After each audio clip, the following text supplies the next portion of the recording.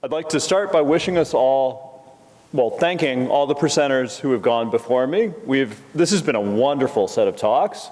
They've been really thoughtful, really engaging, really polished. This is going to be none of that. This is very, very, very raw. My goals in the next 17 minutes are to mash up teaching a statistical technique. How many people in the room have done a t-test? For those of you watching at home, every hand went up. How many people have done a receiver operating characteristic analysis? For those of you watching at home, this is the most hands I've ever seen. It is about a third of the room.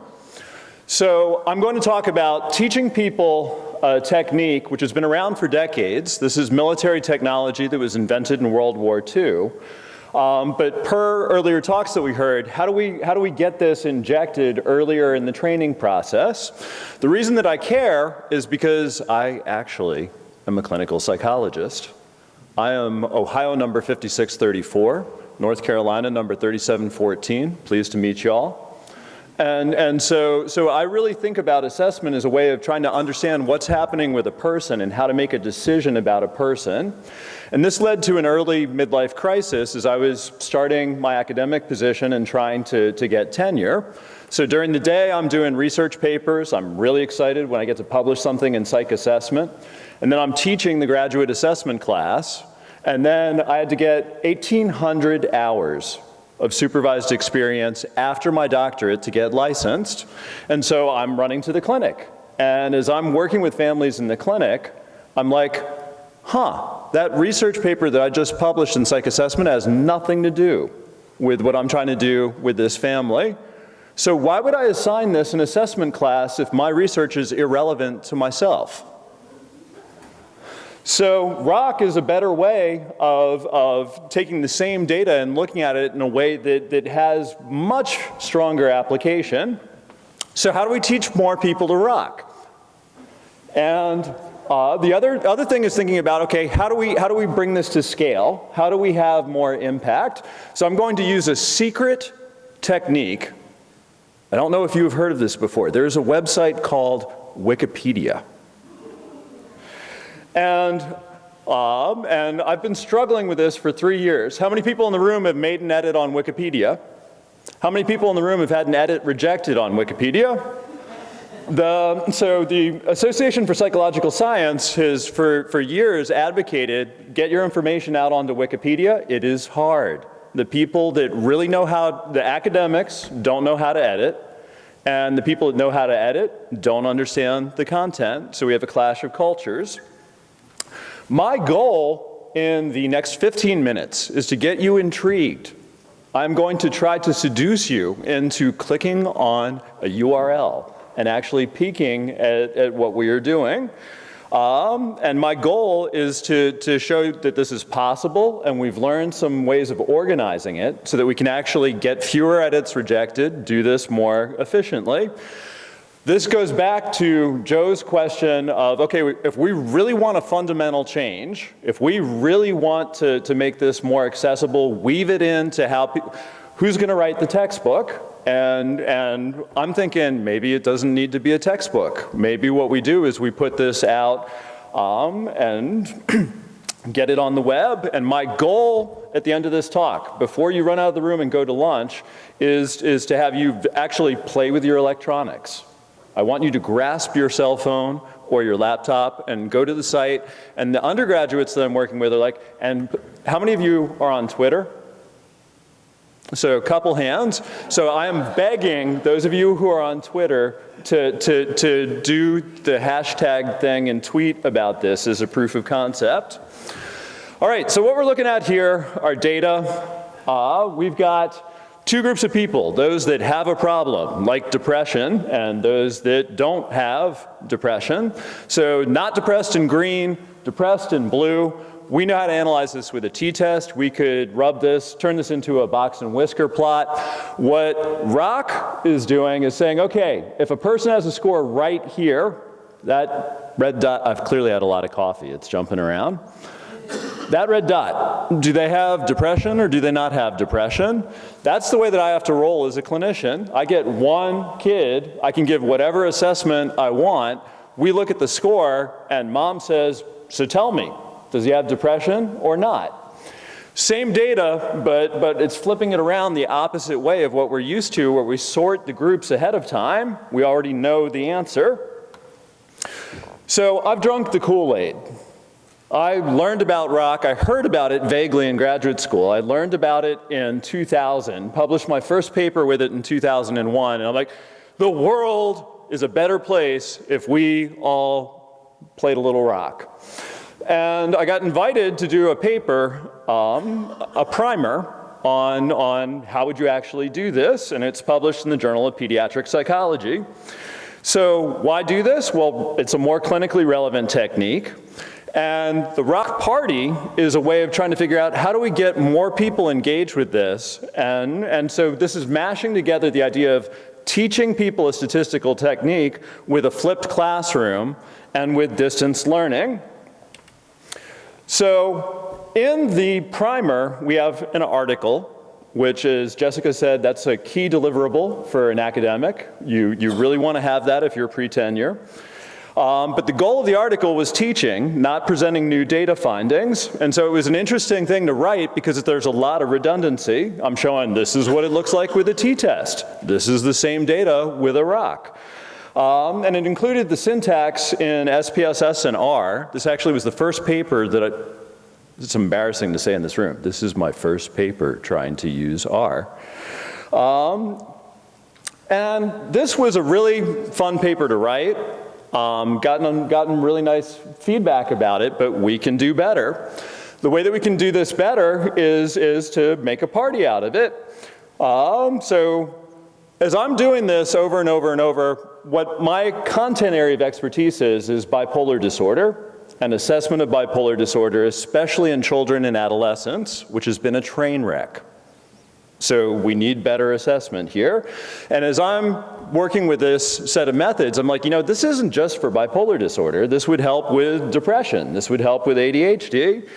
And I'm like, so we should get these papers out there. And the aha was, if I, who got tenure for doing work on bipolar disorder, do a paper on ROC for ADHD, I can do better than that.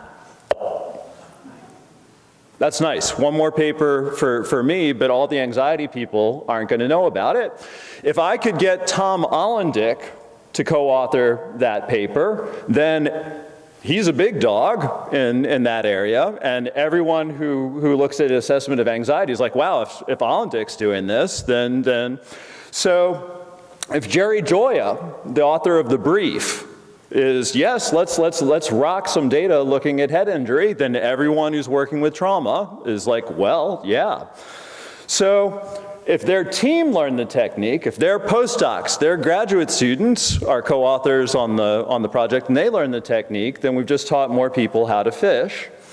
So this is mashing up the idea of, okay, we've got a paper, we've got a model, this is a better way of looking at the data for applied issues, mashing that up, and it is so fun listening to the talks here. It is so clear that Pascal and other people love to teach. These were really, really good talks.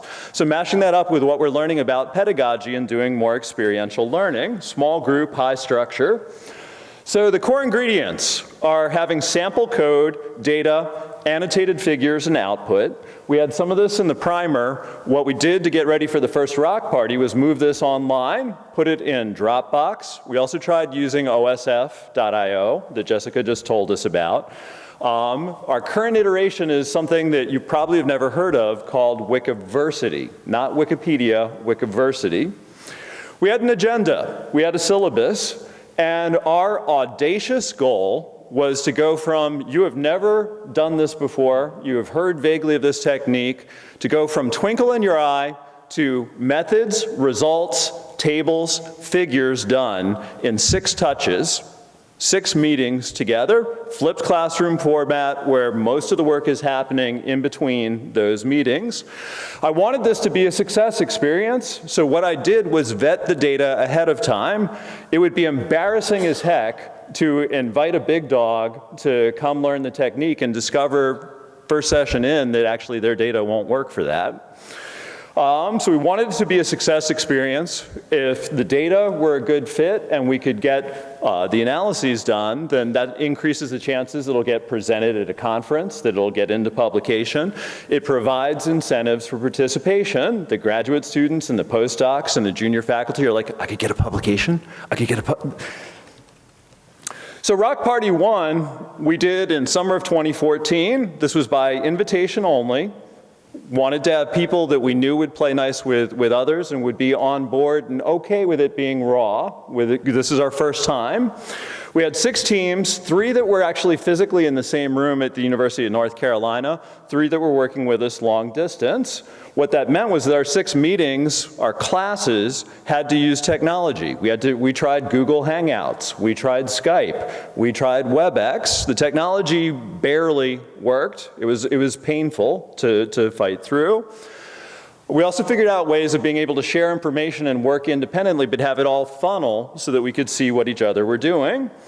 And what we learned was, so we had sample code. We didn't have exactly checklists, but it was very cookbooky at the start. But the funneling everything together, what I didn't expect was that the seeing 6 different data sets, seeing 6 different analyses, really generalized what we were learning, and it showed us exceptions. I saw things in data that I had never seen before. I'm like, wow, that's weird. One of the technical issues here is, are the data degenerate? Do you have outliers in the distribution that you expected to have low scores, or do you have bimodal distributions? And looking at all these, I'm like, wow, I have never seen data look that degenerate. That is so degenerate, it is cool. As Dr. Filati was saying, it's really interesting to see the violations and the assumptions aren't just a pain in the butt. Those are the really interesting edge cases, trying to unpack and understand what is happening with them. We had so much fun, we couldn't help ourselves. Whoops, we did it again. And so here we're like, okay, the technology thing, we think we figured out a reasonably stable approach. And we got frisky and said, you know, we think we could probably accomplish the same thing in 5 meetings instead of 6. We continued to have hiccups with the technology, but we decided this was so much fun, it was still worth getting through that. And we started to save the materials. Pascal talked about actually recording the lectures as he got them dialed in. We recorded the flipped part as we were going through the presentations and looking at each other's data.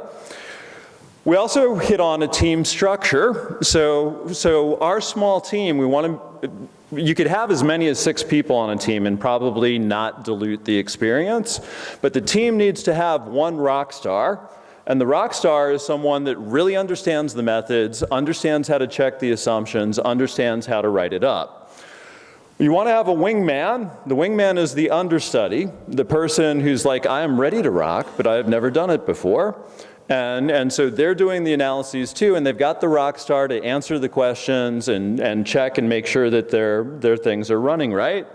And because my plan is dissemination and trying to move the field, we want to have a big dog involved. And the big dog makes sure that the introduction is up to date, relevant, and accurate, and the discussion is on point. So they're the content expert. From ROC Party 2, we have 6 manuscripts published and 3 more that are still in progress. That's more papers than we had teams, because as we really dug in and unpacked some of the edge cases, we're like, you know, that needs to be a separate paper. So the technology that we've settled on is Wikiversity, which is a hybrid of Wikipedia. It's like Wikipedia. How many people in the room use Sakai? How many people use Blackboard? It is like Blackboard and Wikipedia had a love child. The Wikiversity is run by the same foundation that runs Wikipedia, but it's designed as an open teaching platform. So it is open the way that Wikipedia is, but it's much more geared towards teaching orientation. We've gotten a group of undergraduates involved to learn how to do the coding, to learn how to make edits on Wikipedia and Wikiversity, because to really move things forward, we need two skill sets. We need people who are comfortable online making the edits and making the upgrades, and we need content experts. And those skills right now at this point in time live in different generations, different cohorts. So I've got a group of really excited undergrads that know how to make all kinds of edits on Wikipedia and Wikiversity that I would struggle to do. They don't know anything compared to the expertise in this room about psychometrics or measurement or statistics. So the greatest hits of the resources that you have, what I would love to do is say, you know, if you've got an online example, if you've got an exercise which is online, and you would like to increase its visibility and have more people find it and use it, I would love to set up a consultation where you work with an undergraduate, and they are so excited about this possibility. They're like, I could work with Susan Urbina, I could work with Joe freaking Roediger and actually help make this information more accessible. That is so cool. So they're very, very fired up about the possibility. And I've made my own website, and I've worked very hard with Division 53 to try to get our society websites to be more visible. So we've gotten Google grants and bought AdWords and things. So in terms of visibility and impact, #1 website in the world is Google. My website is ranked about number 2 million in the world. Nothing that I have built has ever gotten higher than 1 million on traffic. The professional society pages that D53 has built, we have worked really hard for about 10 years, and we've gotten up to about 150,000. Is clinical child and adolescent psychology is Division 53. So Wikipedia is number 6 or 7, depending on has Yahoo cratered yet, and how is Baidu, which is Google in China, how is that doing? So if we get a beachhead on Wikipedia, if we have on the statistics page, how would you check your assumptions and then have it link to examples that Dr. Filati put together, then we just put the state-of-the-art information 2 clicks away from the English-speaking world. We've already made the point that everything that I'm doing is down at the bottom in terms of reach right there. So Wikiversity, how many people in the room have been to Wikiversity before? 1 hand, for those of you watching at home, 2 hands. So that is a two-edged thing. So it doesn't have the same reach as Wikipedia, but that also means that we have more privacy, more opportunity to develop the material. I agree, 2 minutes. So we're trying to figure out how do we increase the capacity to make edits. So the students that I just showed you 3 slides ago, we actually have created a club at the University of North Carolina helping give away psychological science. And that club is teaching new students how to make the edits. And my job is to say, you know, this resource exists. We would love to work with experts. If you look at a Wikipedia page and it is suboptimal, we would love you to tell us how to fix it. If you have resources that you want more people to find, we would love to link that to Wikipedia and Wikiversity. So that ROC Party thing, the current iteration of it is all those resources that we've developed are now out for free, publicly available on Wikiversity. If you Google Wikiversity ROC, that will be the top hit. And so that has, this is where we're building teams. The blue links are Google Docs, where they're working together to build the reference list or share code or annotate examples. This I stole from the business school. This is a planning canvas that the business school developed to plan a startup, and I repurposed it as let's triage and figure out if your data set and your question are appropriate for this type of analysis. If they are, then yes, bring that to the ROC party. And with this being open, the big fear is, oh my God, could that get hacked? Could somebody make stupid changes? Having done this for 3 years now, pages have never gotten vandalized. And I actually, there are procedures and methods that I don't have time to walk through in place that I actually think are superior to what I've seen in other professional societies. They're better than what we've done with Division 53. They're better than what I saw when I was consulting with DSM-5, with the American Psychiatric Association. They're better, frankly, easier to use than what we have in the current iteration of OSF.io. So those are the safeguards that are in place. They let us make effective changes, and we figured out how to keep this organized in small groups. The pages that we've touched so far, this is an out-of-date slide. The pages that we've touched so far on Wikipedia have accrued 12 million visits, 12 million hits so far. The modal number of citations for anything that I've written, and modal is probably 1. So this is way different in terms of scale and impact.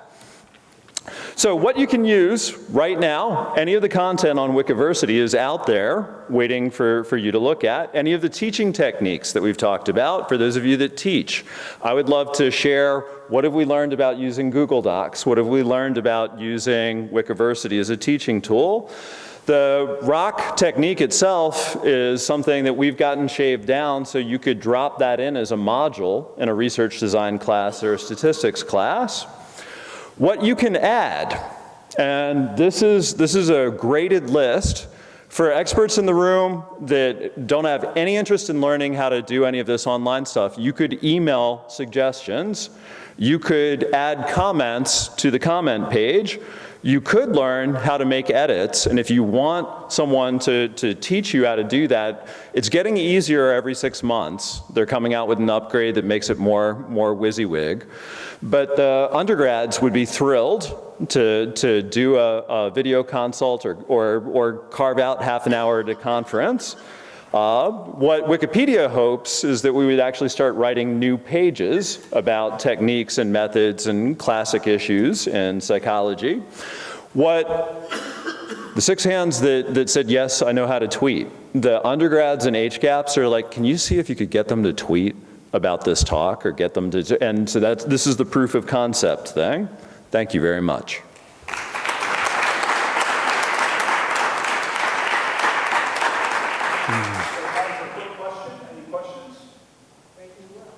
Yeah. Just a comment. Thank you very much for your presentation, and I love the idea that you've got a module for ROC. As I've been thinking about how to disseminate information regarding certain approaches for analyses, I've thought about the textbook and that'll be a long time coming, but perhaps a module that could be incorporated more widely. So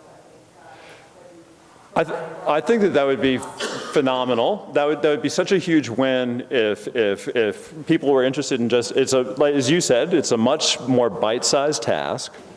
And I think that we have, with the ROC Party, we have a model that could be a template. And so take that structure, keep what's helpful, and drop in new content. We're actually working on that right now with meta-analysis. That would be fantastic.